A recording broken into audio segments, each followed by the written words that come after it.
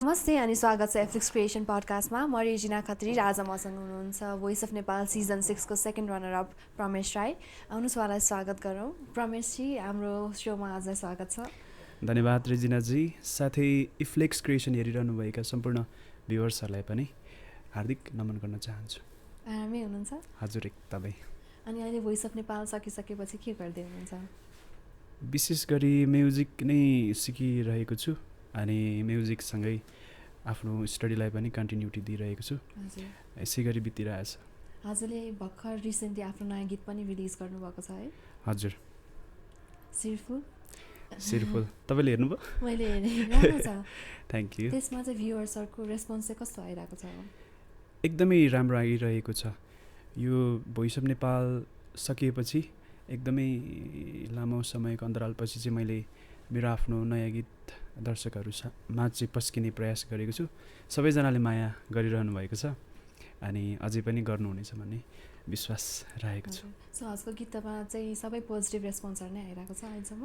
हजुर, अहिलेसम्म चाहिँ जो सबैले मन पराइदिइराख्नु भएको छ र पोजिटिभ कमेन्ट्स नै धेरै आइरहेको छ। नेगेटिभ चाहिँ मैले खासै देखेको छुइनँ। देख्नु पनि नपरोस्।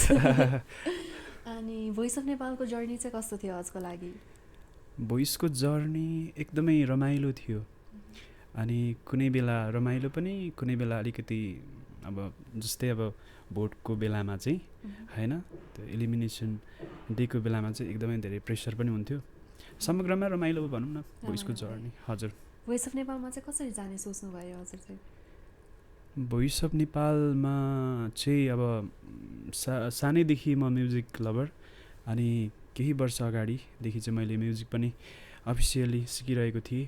अनि अब नेपालकै यस्तो चर्चित रियालिटी सो भोइस अफ नेपालमा जाने रहर त कसको हुँदैन र। हरेक अब सङ्गीत प्रेमी, सङ्गीत अनुरागीहरूको चाहिँ अब चाहना हुन्छ नि त। सो म पनि त्यो एकमा परेँ अनि मलाई पनि ट्राई गर्न चाहिँ मन थियो अनि फाइनली मैले ट्राई गरेँ र भोइसको फाइनलिस्ट पनि बन्न पुगेँ। यसरी नै सुरुवात भयो भनौँ न। भोइस अफ नेपाल जित्छु भनेर चाहिँ सोच्नु भएको थियो कि थिएन? लाइक एक्सपेक्टेसन्स थियो? एक्सपेक्टेसन त भइहाल्छ नि, त्यो त अब नर्मल कुरा हो, सबैको हुन्छ नै। अनि अब मेरो धेरै कुराहरू थियो त्यसमा जुन मैले एक्सपेक्ट गरेको थिएँ म भोइस अफ नेपालको विनर पो बन्छु कि भन्ने। अनि अब अडियन्सहरूको, दर्शकहरूको माया, साथ, आशीर्वादले गर्दाखेरि चाहिँ मलाई कतै न कतै हुन्छ कि जस्तो चाहिँ लाग्थ्यो। अब भोइस अफ नेपाल एकदमै ठुलो रियालिटी सो हो नि त। अब धेरै मान्छेहरूको सपना पनि हुन्छ विनर बनेर निस्क्यौँ भनेर। सो त्यो नजित्दाखेरि चाहिँ कस्तो फिल हुँदो रहेछ? त्यस्तो केही पनि फिल भएन मलाई। अब भोइस अफ नेपालको फाइनलिस्ट हुनु भनेकै एक किसिमले अब जितेको जस्तो हुन्छ। सो जित्नुभन्दा पनि अब धेरै दर्शक श्रोताहरूको मन जित्नु ठुलो कुरा जस्तो लाग्छ मलाई। अब कुनै हिसाबले हेर्दाखेरि सो जित्नु पनि त्यो एकदम राम्रो कुरा हो, तर तथापि नजित्दा पनि चाहिँ अब हुन्छ नि फाइनलिस्ट भएको भए पनि मलाई एकदमै खुसी अनि गर्व लाग्छ। भोइस अफ नेपाल सकिसकेपछि हजुरको फ्यानको रेस्पोन्सहरू चाहिँ कस्तो थियो? एकदमै बाक्लो रूपमा थियो। हजुर, धेरैजनाले अब मेसेज गर्नुहुन्थ्यो होइन, अब उहाँहरूको पोजिटिभ मेसेज अनि ले मलाई अझ हौसला दिन्थ्यो, मोटिभ गर्थ्यो अनि अझै केही गरौँ, अझै राम्रो राम्रो पर्फर्मेन्सहरू भोइसमा प्रस्तुत गरौँ भन्ने एक किसिमको हौसला, हिम्मत चाहिँ जाग्थ्यो मनमा भनौँ न। अनि भोइस अफ नेपाल सकेको यति टाइम पनि भइसक्यो नि त। सो फ्यान्सहरू अझै पनि त्यति नै पोजिटिभ रेस्पोन्स छ हजुरमाथि कि? पोजिटिभ नै हुनुहुन्छ, पोजिटिभ रेस्पोन्स नै गरिरहनु भएको हुन्छ जति पनि मेरो वेल विसर्सहरू हुनुहुन्छ। अनि भोइसमा गएर मैले धेरै कुराको फिल गरेँ। अब मेन त मैले अमूल्य दर्शक श्रोता कमाएँ होइन। अब थोरै भए पनि उहाँहरूले मलाई अथाह माया दिनुभएको छ। अब अहिले पनि मलाई पर्सनली फोन गरेर मेसेज गरेर कसरी हुन्छ अझै राम्रो गर्दै गर, हामी बरुभन्दा सकेको सपोर्ट गर्छौँ भनेर उहाँहरूले निरन्तर एकदमै धेरै हौसला ऊर्जा दिइरहनु भएको छ। अनि उहाँहरू सबैलाई चाहिँ म यहीँबाट एकदमै धेरै धन्यवाद पनि दिन चाहन्छु। अनि एउटा रियालिटी सोबाट निस्किसकेपछि चाहिँ हामीले सुनिरहेको हुन्छ नि त धेरै अपर्च्युनिटिजहरू आउँछ भनेर। सो हजुरले चाहिँ के कस्तो अपर्च्युनिटिजहरू पाउनुभयो सोपछि चाहिँ? अपर्च्युनिटीहरू चाहिँ अब आउँछ, त्यो सबैलाई आउँछ। मलाई पनि आएको थियो 2टा गीत दिनुभएको थियो अनि त्यो गीत अब रेकर्डिङ हुने क्रममा छ। अहिलेसम्म त भएको छैन, तर अब टेक्निकल कुराहरूको काम भइरहेको छ, जस्तै म्युजिक अरेन्जमेन्टदेखि लिएर हरेक कुराहरू हुन्छ नि त, त्यो भइरहेको छ। अनि यहाँहरूमा त्यो गीत पनि चाँडै नै लिएर आउनेछु। कहिले रिलिज हुन्छ चाहिँ थाहा छैन अहिलेसम्म? त्यो चाहिँ थाहा छैन, रेकर्ड भएकै छैन अहिले, जस कुरा भइरहेको छ, उहाँहरूले तयारी गर्दै हुनुहुन्छ। अनि अब कहिले हुन्छ, जस राम्रो हुन्छ। हजुर। अनि अब हजको फ्यामिलीको कुरामा आउँ, फ्यामिलीमा चाहिँ को हुनुहुन्छ? मेरो फ्यामिलीमा चाहिँ मेरो एकजना हजुरआमा हुनुहुन्छ, मेरो बुवाको मम्मी, अनि त्यस पछाडि मेरो बुवा हुनुहुन्छ, मेरो मम्मी हुनुहुन्छ, अनि हामी 4 सदस्यको परिवार छौँ घरमा चाहिँ। हजुर हजुर। हजको फ्यामिलीको बिच बन्डिङ चाहिँ कस्तो छ? हजुर, फ्यामिलीको बिच बन्डिङ चाहिँ कस्तो छ? फ्यामिली एकदमै राम्रो छ नि, राम्रो भइहाल्छ नि। अब उहाँहरूले अब सपोर्ट गरेरै त म अब यहाँसम्म आइपुग्न सफल भएको होइन। त्यसमा अब अरू साथीभाइ इष्टमित्रहरूको पनि हात छ, तर मेन चाहिँ अब उहाँहरूले नै मलाई यो ठाउँसम्म प्रेरित गरेर अनि सपोर्ट गरेर यहाँसम्म आइपुगेको। एकदम राम्रो छ, फ्यामिलीबाट चाहिँ एकदमै धेरै सपोर्ट। हजुर, एकदमै राम्रो छ। बुवा आमा मध्ये चाहिँ कति धेरै सपोर्ट गर्नुभयो हजुरलाई यहाँसम्म आउनको लागि? मलाई दुवैजनाले उति नै सपोर्ट गर्नुभयो, तर मेरो बुबाले चाहिँ अलिक बेसी सपोर्ट गर्नुभयो, किनभने उहाँ चाहिँ अब म्युजिक लभर पनि हुनुहुन्थ्यो। अनि गाउँमा अब मेरो बाबा मम्मी त दुवैजना अब किसान हो, कृषक हो नि त। अनि उहाँहरूले चाहिँ अब उहाँको जीवनकालखण्डभरि नै किसान, खेतीपाती, गाईबस्तु पालन गर्नु भएर अब मलाई यत्रो बनाउनु भयो। अनि बाबा चाहिँ अब घाँस काट्न जाँदाखेरि अनि बारीमा काम गर्न जाँदाखेरि चाहिँ पुरा सुसिला मार्दै अनि गीतहरू गुनगुनाउँदै पुरै गाउँ नै थर्काउनुहुन्थ्यो क्या। अनि बाँसुरी पनि राम्रो बजाउनुहुन्थ्यो। अनि बाबालाई चाहिँ अलिकति सङ्गीतप्रति बेसी रुचि भएर पनि मलाई अलिकति फोर्स गर्नुहुन्थ्यो बाबाले चाहिँ, अनि मम्मीले पनि उति नै गर्नुहुन्थ्यो, तर बाबा अलिक बेसी। जस्तो नि प्रमेशजी हजुरले भनिहाल्नुभयो, हजुरको आमा बाबाले एकदमै सपोर्ट गर्नुहुन्थ्यो हजुर यहाँसम्म पुर्याउनको लागि। अनि आमा बुवा एकदमै इम्पोर्टेन्ट पनि हुनुहुन्छ, अनि भगवान् जस्तो पनि मानिन्छ। हजुर। अहिले चाहिँ हजुरले बाबालाई सम्झिनु पर्दाखेरि चाहिँ कसरी सम्झिनुहुन्छ? बाबालाई म मनैबाट सम्झिन्छु। मेरो बुवा आमालाई चाहिँ भगवान् भन्दा पनि ठुलो रूपमा म लिन्छु उहाँहरूलाई चाहिँ, किनभने आमा भनेको आमै हो, बाबा भनेको बाबै हो। भगवान् भनेको अब मान्छेहरूले एउटा आस्था, एउटा विश्वास राख्ने कुरा हो, तर बाबुआमा भनेको चाहिँ अब 9 महिनासम्म आमाले आफ्नो बच्चालाई कुखमा राखेर जन्म दिनुहुन्छ र अब त्यस बच्चालाई हुर्काएर बढाएर राम्रो संस्कार दिएर होइन, अब राम्रो मार्गदर्शन गरेर चाहिँ अब अनेक बच्चाको जीवनमा कसरी उसको भविष्य उज्जवल हुन्छ, अनेक हुन्छ नि अब सङ्घर्षहरू गरेर आफ्नो बच्चालाई चाहिँ एकदमै राम्रो होस् भन्ने चाहनुहुन्छ र बच्चाको लागि चाहिँ मरिमिटी गरेर उहाँहरूले अब दुःख गर्नुहुन्छ। अनि उहाँहरू ग्रेट हुनुहुन्छ। अनि आमालाई सम्झिनु पर्दा चाहिँ कसरी सम्झिनुहुन्छ? आमालाई त मैले भनिहालेँ अघि नै, 9 महिनासम्म कुखमा राखेर जन्म दिनुहुन्छ। अब बाबाको भन्दा पनि आमाको भूमिका आफ्नो छोराछोरीप्रति भूमिका अनि माया स्नेह पनि अलिकति बेसी हुन्छ जस्तो लाग्छ। मैले मात्रै होइन, अब सबैजनाले यो महसुस गर्नुभएको कुरा हो। अनि बाबा आमा दुवैजना एकदमै महान व्यक्तित्व हुनुहुन्छ हरेक छोराछोरीको लागि। मेरो मात्रै होइन, तपाईँको लागि पनि, संसारभर जति पनि छोराछोरीहरू हुनुहुन्छ सबैको लागि बाबा आमा चाहिँ एकदमै महान पुरुष, महान महिलाको रूपमा नै चिनिन्छ, म त्यसरी सम्झिन्छु। आमा बाबाले हाम्रो लागि, आफ्नो छोराछोरीको लागि यति धेरै त्याग गर्नुभएको हुन्छ नि त, हजुरको लागि पनि गर्नुभयो। सो हजुर यदि एक दिन सक्सेसफुल हुँदै जानुभयो भने चाहिँ हजुर सबैभन्दा पहिले आफ्नो आमा बाबाको लागि के गरेर देखाउनु मन छ? आमा बुवाको लागि सबैभन्दा ठुलो कुरा चाहिँ आफ्नो छोराछोरीले राम्रो गरिदियोस्, सबैले राम्रो भनिदियोस् भन्ने नै हुन्छ। सो म त्यो कुरा गर्न चाहन्छु।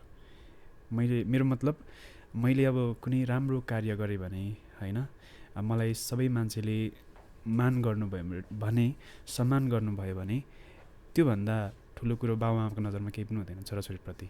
अनि म त्यो कुरा चाहिँ गरेर देखाउन चाहन्छु। अब गीतहरू त गाइन्छ, अब धेरै दर्शकहरूले मलाई माया पनि गर्नुहुन्छ होइन, अब गाउँघरमा पनि त्यति नै रेस्पेक्ट गर्नुहुन्छ। अनि त्यो कुरा त भइ नै हाल्यो, तर पनि अब पछिको दिनमा पनि अब छोराछोरीको चाहिँ अब राम्रो होस्, भलो होस् र छोराछोरीलाई सबैले राम्रो बनोस्, राम्रो तरिकाले गर्नुहोस् भन्ने कुरा चाहिँ म मेरो बुवा मम्मीलाई यो कुरा चाहिँ अझै गरेर देखाउन चाहन्छु। आमा बाबाले त धेरै माया गर्नु नै हुन्छ, तर आमा बाबा पछि चाहिँ निस्वार्थ माया गर्ने भनेको चाहिँ हजुरआमा हजुरबुवाले नै हो नि त। सो हजुरआमासँग चाहिँ हजुरको बन्डिङ कस्तो छ? हजुरआमासँग पनि एकदमै राम्रो छ मेरो। अब म एउटा तपाईँलाई एउटा अब त्यो सुन्दाखेरि अलिकति हुन्छ नि अब अपत्यारिलो लाग्न सक्छ, तर एउटा साँचो घटनामा सुनाउन चाहन्छु। जब म भोइस अफ नेपालको के भन्छ भोटिङ राउन्डमा थिएँ होइन, नकआउटपछि भोटिङ राउन्ड सुरु हुन्छ, अनि म गाउँ गएको थिएँ। अनि गाउँमा चाहिँ अब धेरै मान्छेहरूले चाहिँ अब बोजूलाई तपाईँको नाति त अब भोटिङ राउन्डसम्म पुग्यो, तर उसलाई जिताउनको लागि चाहिँ धेरै भोट गर्नुपर्छ भनेर भन्नुहुँदो रहेछ। अनि म जब भोट माग्ने क्रममा घर पनि पुगेको थिएँ, अनि बोजूले भन्नुभयो अब त यहाँसम्म त आफ्नो क्षमताले आइपुगिस्, अब तँलाई अझै धेरै भोट चाहिने रहेछ, दर्शकहरूको माया साथ चाहिने रहेछ होइन, कति बुझ्ने हुनुहुन्छ कि। अनि त्यस पछाडि अब उहाँलाई चाहिँ अब उहाँको छोरीहरूले ज्वाइँहरूले घरमा आउँदाखेरि यसो के लगाउने अनि के खाने अब यसो पैसा दिनुहुन्छ नि त होइन। अनि त्यो पैसा चाहिँ 1000 हो कि 1500 रुपियाँ मैले बिर्सेँ, त्यो निकालेर मलाई दिनुभएको थियो क्या। ल हजुरआमाको तर्फबाट चाहिँ यतिले अब त माथिसम्म पुग्छस् भने मेरो तर्फबाट यति रुपियाँ पैसा चाहिँ तेरो लागि भोट गर्नको लागि भयो, तैँले आफै गर। अब उहाँहरूलाई त थाहा हुँदैन नि त टेक्नोलोजीको बारेमा भनेर त्यो पटुका हुन्छ, अब तपाईँलाई थाहा छ कि छैन, पटुका हुन्छ होइन। अनि त्यो पटुकाको खल्तीबाट निकालेर चाहिँ उहाँले दिनुभएको थियो। अनि त्यो कुरा चाहिँ मलाई एकदमै मिस हुन्छ, अनि म सम्झिरहेको हुन्छु। त्यो कुरा चाहिँ मेरो लागि एउटा प्रेरणाको कुरा पनि हो होइन। अनि सायद त्यो आशीर्वादले गर्दाखेरि म फाइनलिस्ट बनेको जस्तो पनि लाग्छ।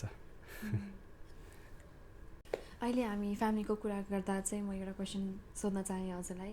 हजुरले चाहिँ अहिलेसम्म लाइफमा आफ्नो फ्यामिलीको दुःख देखेर अथवा हजुरले आफ्नो फ्यामिलीलाई दुःख दिएर रुनु भएको छ अथवा आफ्नो फ्यामिलीलाई रुवाउनु भएको छ?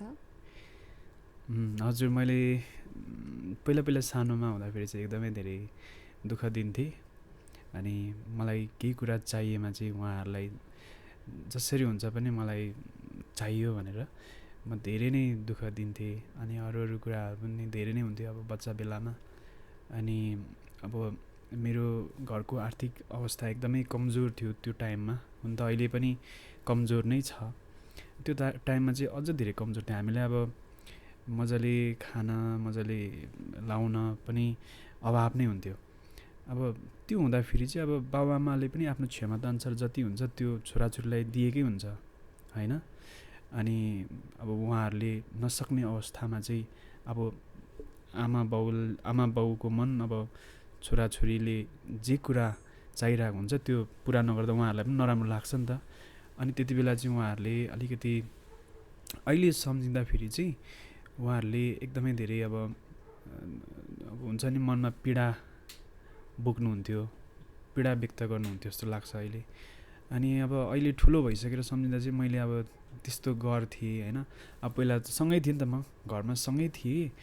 अनि मलाई अब जे भनौँ अब त्यो नदिए पनि अनि घरमा आमा बुवाले पकाउनु भएको खाना खान पाउँथेँ होइन। सँगै एउटै घरमा अब बस्न सुत्न पाउँथेँ होइन। अब दिनभरि आमा बाउसँगै अनि बस्न पाउँथेँ।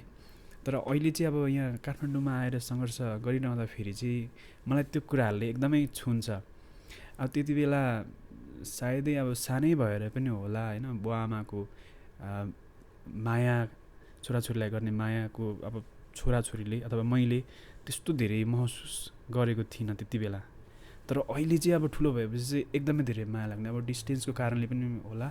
अब मेरो बुवा आमा अब इलाममा हुनुहुन्छ, मैले काठमाडौँमा सङ्घर्ष गरिरहेको छु। र अब कहिलेकाहीँ एक्लै रुममा बस्दा अनि एक्लै आफैले चाहिँ अब खाना बनाएर खाँदाखेरि चाहिँ मलाई त्यो टाइमको आमाले बनाएर मिठो खाना दिनुभएको एकदमै धेरै याद आउँछ। अनि जस अब मैले पनि उहाँहरूलाई दुःख दिएको छु। अनि अहिले आएर चाहिँ मलाई पनि अब यो कुराहरू सोच्दाखेरि चाहिँ किन दिएछु, बित्थामा दिएछु जस्तो पनि लाग्छ। त्यति बेला त सानोमा बुझ्दा पनि बुझ्दैन थियो होला। हजुर। अनि अहिले चाहिँ काठमाडौँमा एक्लै बस्दै हुनुहुन्छ? म एक्लै बसिरहेको छु। पहिला चाहिँ फ्यामिलीसँग बसेर अहिले चाहिँ एक्लै बस्दाखेरि चाहिँ कस्तो महसुस हुँदो रहेछ काठमाडौँ जस्तो सहरमा? त्यो धेरै कुराको अभाव हुन्छ। अब मेन त आमा बाउ हजुरआमाको अभाव हुन्छ, आफ्नो फ्यामिलीको।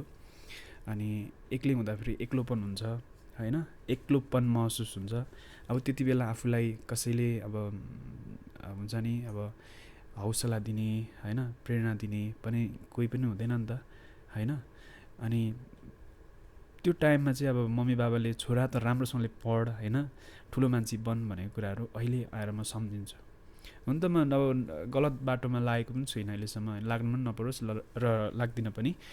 तर पनि अब त्यति बेलादेखि मैले अब अझ राम्रो गरेको थियो भने, मम्मी बाबाको मार्गदर्शनमा हिँडेको थियो भने म अझ राम्रो व्यक्ति बन्न सक्थेँ जस्तो मलाई महसुस हुन्छ। अनि हजुरले भन्नुभयो नि एक्लोपन महसुस हुन्थ्यो भनेर। हजुर। सो एक्लोपन महसुस हुँदा चाहिँ के गर्नुहुन्छ हजुर? एक्लोपन महसुस हुँदा अब के गर्नु, अब बाबा मम्मीलाई सम्झिन्छु, अब पढिरहेको छु, अब पढ्नु पनि पऱ्यो। अनि अब सँगै अब म्युजिकको प्र्याक्टिस पनि गरिरहेको हुन्छु होइन। अब यसरी त हो रहेछ, अब दुःखमा मात्रै अब यसरी अब बसेर पनि हुँदैन रहेछ, किनभने समयले पर्खिँदैन हामीलाई, समयअनुसार चल्नुपर्ने हुन्छ। अनि दुःख आफ्नो ठाउँमा छ, तर सङ्घर्ष चाहिँ मेन गर्नुपर्छ भन्ने मलाई लाग्छ। हजुर फ्यामिलीको कुरा गर्दै हुनुहुन्थ्यो, अभियसली फ्यामिली त माया गरि नै हाल्नुहुन्छ। हजुर। तपाईँ यति ह्यान्डसम हुनुहुन्छ, यति राम्रो गीत पनि गाउनुहुन्छ। हजुरलाई मन पराउने मान्छेहरू त अभियसली धेरै नै होलान्, तर यस्तो मान्छे छ कुनै जो हजुरले माया गर्नुहुन्छ? अहिलेसम्म चाहिँ त्यस्तो भएको छैन। जस्तै अब मैले तपाईँले भन्नुभएको अब लभ लाइफको कुरा गर्नुभयो होला होइन, अलि म बुझ्दिनँ पनि पछि अब बुझ्नु पऱ्यो। लभ लाइफ मेरो छैन अहिलेसम्म, त्यस्तो कोही कसैलाई पनि मैले अब त्यसरी सम्झेको छुइनँ होइन, माया गरेको छुइनँ।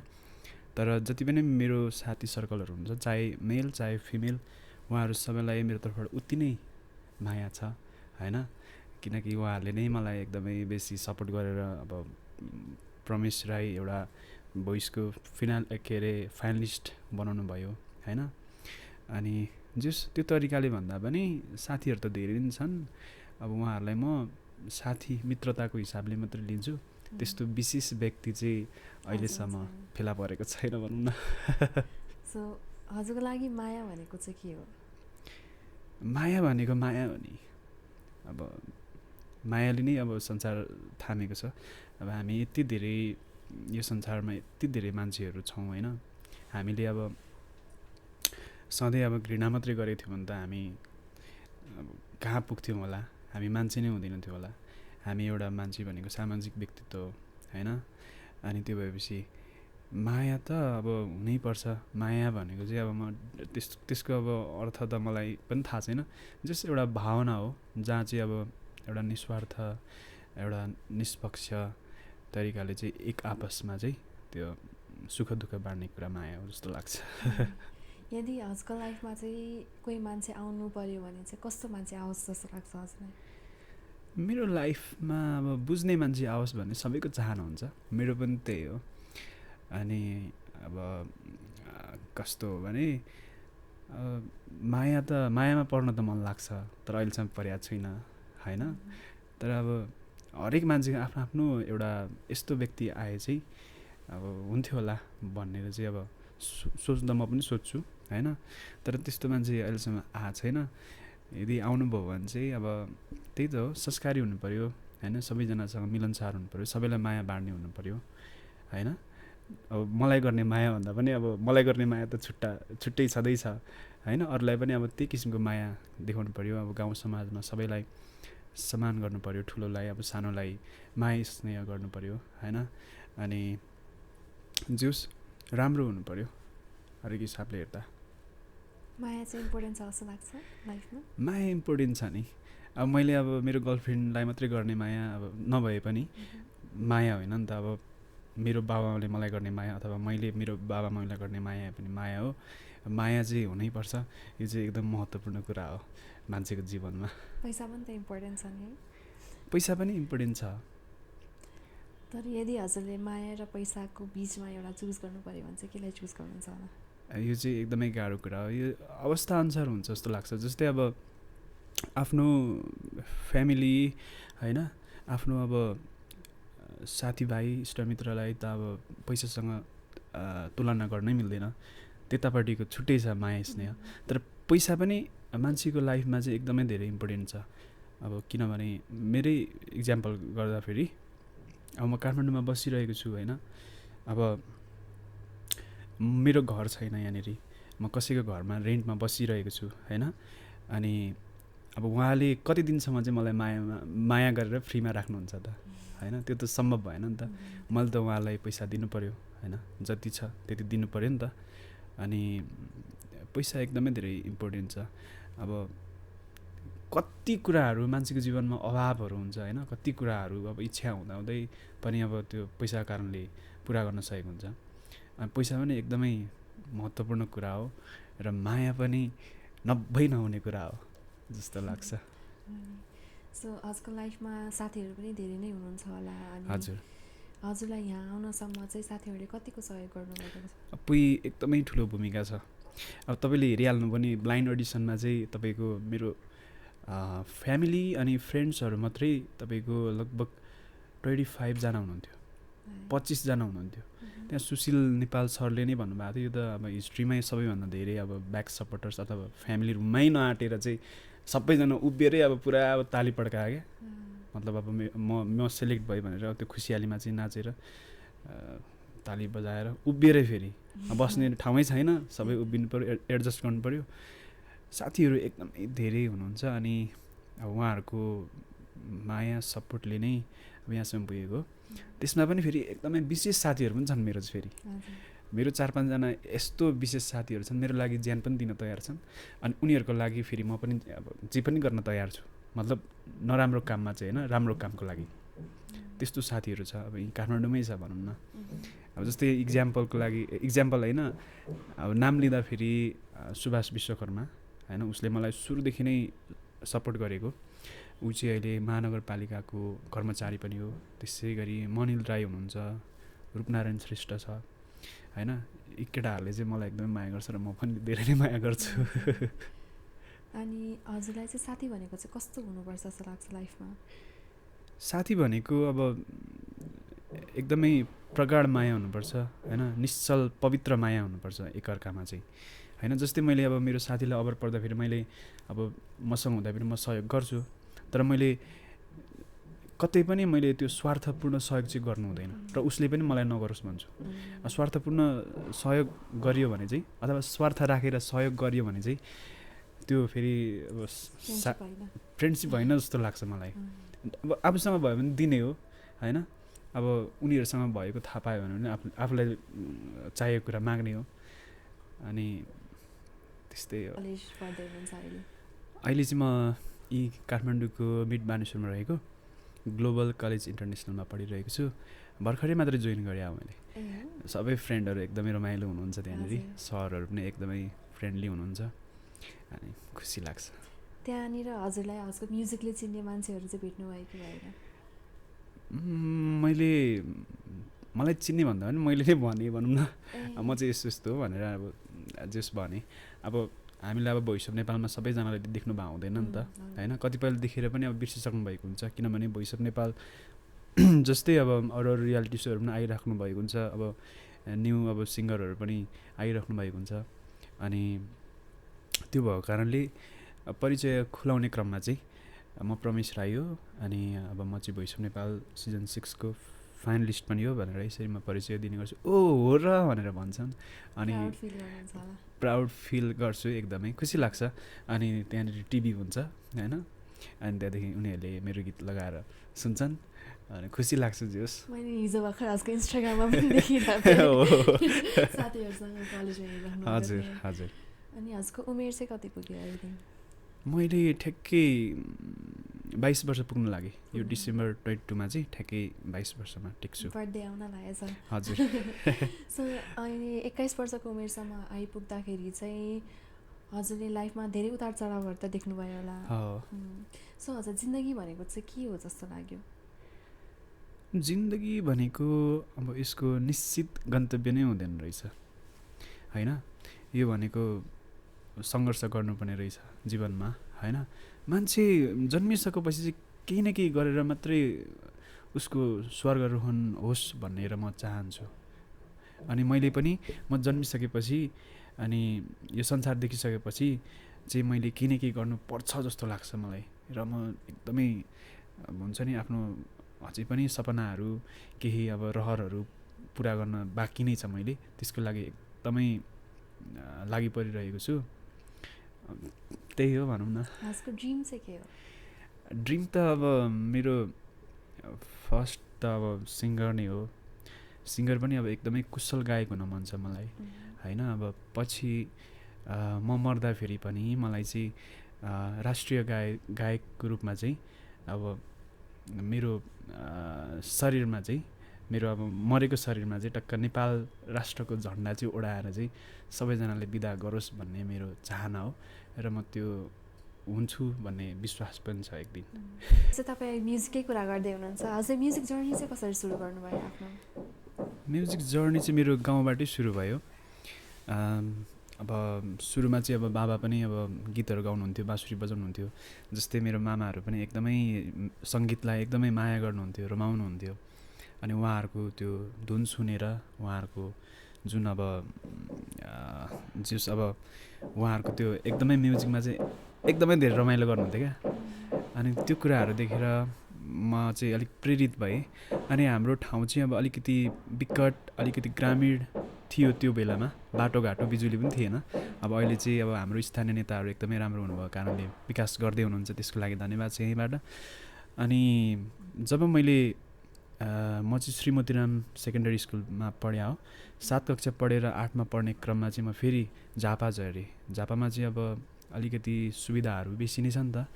अनि त्यहाँ पढ्दै गर्दा फेरि चाहिँ अब म्युजिकलाई पनि नसिकिन हुँदैन रहेछ भन्ने खालको एक किसिमको अब आफैमा त्यो कुराहरू जाग्यो भनौँ न। अरूले पनि कतिजनाले भन्नुभयो। अनि त्यस पछाडि मैले झापाको सरगम सङ्गीतालयमा चाहिँ मैले आधिकारिक रूपमा सङ्गीत सिक्ने अवसर पाएँ। अनि त्यस पछाडि राम्रो हुँदै गयो भनौँ न। अब सिकिसकेपछि अब अभियसली पनि अब राम्रो हुन्छ नि त। नसिक्दाखेरि चाहिँ फेरि कस्तो हुँदो रहेछ भने अब मैले राम्रो गाइरहेको छु भन्ने हुने आफूलाई लाग्ने, तर अरूले गाउँदाखेरि चाहिँ अथवा सङ्गीत बुझेका मान्छेहरूले अब सुन्दाखेरि चाहिँ न तालमा गाइरहेछ होइन, न सुरमा गाइरहेछ टाइपको उहाँहरूले फिल गर्नुहुन्थेछ। अनि पछि मैले सिकेपछि चाहिँ अब अरू जुन अब नयाँ नयाँ विद्यार्थीहरू हुन्थ्यो उहाँहरूले एकदमै कन्फिडेन्ट भएर गाउनुहुन्थ्यो क्या। अनि गाउँदाखेरि चाहिँ अब कसैको अब टाइमिङ मिस्टेक हुने, कसैको अब नोट मिस्टेक हुने, तर उहाँहरूलाई थाहा हुँदैन थियो कि मैले त एकदमै खत्रै गाइरहेको छु भनेर उहाँहरू लाग्थेछ कि। अनि त्यो भएपछि म त सिकेको मान्छे अलिअलि भए पनि अनि मलाई चाहिँ त्यो क्याच हुन्थ्यो। अनि त्यस्तो हुँदो रहेछ। अनि मान्छेले सङ्गीत चाहिँ जीवनमा सिक्नै पर्ने कुरा रहेछ जस्तो पनि लाग्यो। यदि पछि भविष्यमा चाहिँ राम्रो सिङ्गर बन्ने एउटा सपना बोक्नु भएको छ भने सबैजनाले सिक्नै पर्छ जस्तो लाग्छ। त्यसरी नै स्टार्ट भयो भनौँ न। हजुरले चाहिँ म्युजिक नसिकिकन कुनै कन्टेस्टहरूमा जानुभएको थियो अनि त्यति बेला चाहिँ खत्रै गाए जस्तो लागेको थियो? एकदमै खत्रै। के भन्छ, बिर्तामोड आउनुभन्दा अगाडि म ग्रिन भिलेज इङ्ग्लिस स्कुलमा पढ्थेँ। त्यति बेला त्यहाँनिर प्याप्सनको प्रोग्रामहरू हुन्थ्यो। त्यहाँ चाहिँ डान्स कम्पिटिसन, सिङ्गिङ कम्पिटिसन हुन्थ्यो। अनि मेरो स्कुल ग्रिन भिलेज इङ्ग्लिस स्कुलबाट चाहिँ मलाई सरहरूले अब त्यहाँ कम्पिटिसनमा सहभागी गराइदिनु भएको थियो। त्यति बेला मैले गीत गाएँ, म्युजिक सिकेको थिएँ नि। त्यति बेला धेरै अडियन्सहरू हुनुहुन्थ्यो होइन, अगाडि अब जजेसहरू पनि हुनुहुन्थ्यो। अनि मलाई चाहिँ कस्तो अनुभव भयो भने त्यहाँनिर म स्टेजमा चढेँ, गएँ, बिचमा बसेँ, त्यस पछाडि गीत स्टार्ट भयो, मैले गाएँ, अनि म फर्किएँ। मलाई चढेको र उत्रेको मात्रै याद छ, बिचमा के गाएँ कस्तो भयो त्यो केही पनि याद छैन कि। म एकदम बेहोसी टाइपको भएको थिएँ त्यति बेला। अनि त्यो कुरा चाहिँ म अहिले पनि सम्झिन्छु। जस अब नसिक्दाखेरि चाहिँ अलिकति कन्फिडेन्ट पनि हुँदो रहेछ, फेरि नर्भस पनि हुँदो रहेछ, दुइटै कुरा हुँदो रहेछ। त्यही भएर सन्तुलन मिलाउन गाह्रो हुँदो रहेछ। तर सिकिसकेपछि चाहिँ मेरो यहाँ मिस्टेक भइरहेछ भने आफूलाई थाहा हुन्छ, त्यही भएर त्यसलाई सुधार्न पनि सकिन्छ। त्यस्तै भयो भनौँ न। मान्छेहरूले ट्यालेन्ट भए पुग्छ, म्युजिक सिक्नु पर्दैन भनिरहेको हुन्छ नि त। त्यो त एकदमै ठुलो भ्रम हो मान्छेको। किन अब मान्छेलाई अब भगवान्ले दिएको हुन्छ गड गिफ्टेड अब भोइसहरू हुन्छ होइन, अनि उहाँहरूले अब टाइमिङमा पनि गाउन सक्नुहुन्छ, नोटमा पनि गाउन सक्नुहुन्छ। तर अब कतिपय कुराहरूमा चाहिँ अब उहाँहरू त्यो अँध्यारोमा पाइला चाले जस्तो हुन्छ नि त। अब अगाडि खाल्डो पो छ कि, अब खाल्डो हुँदाखेरि त्यसलाई अलिकति कसरी पार गर्ने भन्ने आइडियाहरू चाहिँ म्युजिक सिकिसकेपछि थाहा हुँदो रहेछ कि, अनि सिक्नु जरुरी छ। सो हजुरले म्युजिक सिकिसक्नुभन्दा अगाडि र सिकिसकेपछि चाहिँ स्टेजमा गएर पर्फर्म गर्दाखेरि चाहिँ कतिको डिफ्रेन्स भेट्नुभयो आफ्नो? धेरै नै डिफ्रेन्स भेटेँ मैले। अब नसिक्दाखेरि अलिकति मैले अघि नै भनिहालेँ नर्भस फिल हुन्छ र कन्फिडेन्ट पनि एकदमै हाई हुन्छ होइन। अनि सिकिसकेपछि चाहिँ त्यो दुइटै कुरा ब्यालेन्स हुन्छ। मिस्टेक गर्दैछु भन्ने पनि थाहा हुन्छ आफूलाई, त्यसलाई सुधार्न सकिन्छ होइन। कन्फिडेन्ट एकदम हाई भएर चाहिँ अब पुरै गीतै बिग्रिनु लाग्यो भन्ने त्यो कुरा पनि आफूले कन्ट्रोलमा आफ्नो बसमा ल्याउन सकिन्छ, सन्तुलन मिलाउन सकिन्छ। अनि धेरै डिफ्रेन्स छ अब सिक्नु र नसिक्नुमा चाहिँ। अब म चाहिँ सबैजनालाई अब सङ्गीत प्रेमी हुनुहुन्छ भने यहाँहरू प्लिज सङ्गीत चाहिँ सिक्नुहोस् होइन। अब एकदमै साधना गर्नुहोस् भन्छु। हुन त म पनि त्यति धेरै साधना गर्दिनँ, त्यति मजाले सिकेको छैन, तर पनि मैले फिल गरेको कुरा मैले हजुरहरूलाई भने हो, सबैजनाले राम्रोसँग सिकिदिनु होला। सो भोइस अफ नेपाल जस्तो ठुलो स्टेजमा गाउँदाखेरि चाहिँ कस्तो नर्भसनेस थियो हजुरलाई? सुरुमा नर्भसनेस नै थियो ब्लाइन्ड अडिसनमा चाहिँ, किनभने सबैभन्दा प्रेसर हुने राउन्ड भनेकै त्यही राउन्ड हो। अब मेरो त अब कतिजना साथीभाइहरू अब फ्यामिलीहरू जानुभएको थियो नि त, झन् धेरै प्रेसर होला। झन् धेरै प्रेसर नि। मैले त एउटा मात्रै कुर्सी भए पनि अब घुमाउनुपर्छ भन्ने त्यति बेला मलाई मेरो अब एउटा सङ्कल्प थियो भनौँ न, आफैमाथि च्यालेन्ज थियो। अनि त्यस पछाडि अब गीत गाउँदै गएँ, आँखा चिम्लेर नै अब गाइदिएँ होइन, रमाइलो तरिकाले गाइदिएँ। अनि अब 4 जनै कोचहरू चाहिँ टर्न हुनुभयो, अनि त्यस बेला चाहिँ एकदमै धेरै खुसी भएको थिएँ। त्यसपछि अब म कोच राजु सरकोमा गएँ, अनि अब राजु सरकोबाटै टिम राजुलाई नै रिप्रेजेन्ट गर्दै म फाइनलिस्ट पनि बनेँ। अनि राजु सरले एकदमै धेरै माया गर्नुहुन्थ्यो। उहाँ चाहिँ अब नेपाली सङ्गीतको चाहिँ अब एकदमै लेजेन्डरी अब सिङ्गर हुनुहुन्छ। अनि उहाँको मन पनि एकदमै धेरै कोमल हो होइन। उहाँलाई चाहिँ अब आँखाको नानीमा राख्दा पनि नबिजाउने खालको व्यक्तित्व हुनुहुन्छ, एकदम महान हुनुहुन्छ उहाँ। हजुर, हजुरले चाहिँ आफै चुज गर्नुभएको थियो होइन उहाँलाई? राजु सरको त म अनि सानैदेखि एकदमै बिग फ्यान हो नि त, ह्युज फ्यान हो। उहाँको गीतहरू म कति धेरै गाउँहरूमा गाउँथेँ। अनि म्युजिक नसिके पनि पहिला म स्टेज सो चाहिँ फेरि गर्थेँ, स्टेज सो चाहिँ गर्थेँ। अनि म्युजिक सकेपछि झन् अब धेरै स्टेज सोहरू पनि गरेँ गाउँघरमा कार्यक्रमहरू हुँदा। अनि त्यसबाट भोइसमा अब आउँदाखेरि त्यस्तो धेरै नर्भसनेस चाहिँ भएन, म कन्फिडेन्ट पनि थियो, थोरै मात्रै थिएँ नर्भस। अनि राजु सर चाहिँ मेरो एकदमै बेस्ट सिङ्गर भएको कारणले अब म उहाँकोमै जान्छु भनेर म पहिल्यै सोचेको थिएँ, सबैलाई भन्ने पनि थिएँ मैले होइन। अनि कतिजनाले चाहिँ अब त्यहाँ नजा भन्नुहुन्थ्यो, त्यहाँ एकदमै टफ कम्पिटिसन हुन्छ भनेर पनि भन्नुहुन्थ्यो। तर म राजु सरकोमै जान्छु, म राजु सरकै टिममा गएर म राम्रो गर्छु, राम्रो गर्ने प्रयास गर्छु भनेर म आफूलाई चाहिँ एकदमै प्रिपेयर्ड बनाउँथेँ। राम्रो पनि गर्नुभयो। हजुर, अब त्यो त तपाईँहरूले भन्ने कुरा हो। सो स्टेजमा गएर कुनै यस्तो फनी मोमेन्ट थियो भोइस अफ नेपालको जर्नीमा? स्टेजमा गएर अब त्यस्तो त धेरै नै हुन्छ होइन, कुनै एउटा सेयर गर्नु न। त्यो अहिले चाहिँ ठ्याक्कै याद भएन, तर यस्तो धेरै नै कुराहरू हुन्छ। किनभने त्यहाँनिर अब बाहिरबाट हेर्दाखेरि अब एकदमै कम्पिटिसन नै मात्रै ध्यान हुन्छ नि दर्शकहरूको त, अब यसले कस्तो गायो त्यसले कस्तो गायो भन्ने हुन्छ। तर त्यहाँनिर एकदमै फ्रेन्डली इन्भाइरोमेन्ट हुन्छ, चाहे म्युजिसियनसँग होस्, चाहे अब जजेसहरूसँग होस्, चाहे त्यहाँको प्रोडक्सन टिमसँग होस्, चाहे अब आफ्नो साथीहरूसँग होस् जो ट्यालेन्ट हुनुहुन्छ। तर अब रमाइलो हुन्छ, रमाइलो गरिन्छ भन्दैमा अब उहाँहरूप्रतिको रेस्पेक्ट जो जजेस अनि सिनियर व्यक्तित्वहरूलाई गर्ने रेस्पेक्ट त्यो हुन्छ होइन।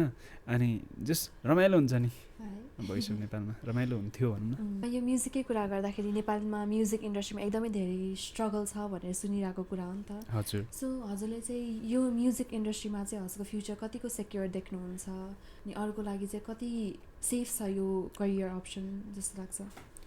म्युजिकमा एकदमै राम्रो छ अहिले, अब विभिन्न प्लेटफर्महरू छन् होइन। अब आफूमा भएको प्रतिभा चाहिँ त्यहाँ गएर आफूले एक्सप्लोर गर्न सकिन्छ, तर ट्यालेन्ट चाहिँ हुनै पर्यो। अनि अहिले भनेको चाहिँ अब अलिकति दर्शकहरूको टेस्ट पनि अलिक युनिक भोइसहरूलाई मात्रै अलिकति अब रुचाएको टाइपको छ नि त, अलिकति एक्स्ट्रा चाहिँ हुनै पर्यो जस्तो लाग्छ आफूमा, आफ्नोपन चाहिँ हुनै पर्यो, जसले गर्दाखेरि चाहिँ दर्शकको मन चाहिँ एकदम आफूतिर लोभ्याउन अथवा तान्न को लागि प्रेरित गरोस् होइन। अहिले राम्रो छ अब म्युजिकमा, अब पहिला जस्तो 20औं वर्ष साधना पनि गर्नु पर्दैन, टेक्नोलोजी कारणले अहिले धेरै नै सहज भइसकिसकेको छ। अनि अब म त अब मेरो पोइन्ट अफ भ्यूमा बाट हेर्दाखेरि चाहिँ म चाहिँ छ जस्तो लाग्छ, त्यही भएर म अब सङ्घर्ष गरिरहेको छु र अरूलाई पनि यही भन्न चाहन्छु, तपाईँहरू सङ्घर्ष गर्नुहोस् होइन, निकै राम्रो छ, राम्रो हुन्छ भनौँ न। अनि अहिले रिसेन्टली हजुरको कुनै नयाँ प्रोजेक्ट अथवा म्युजिकहरू आउँदैछ?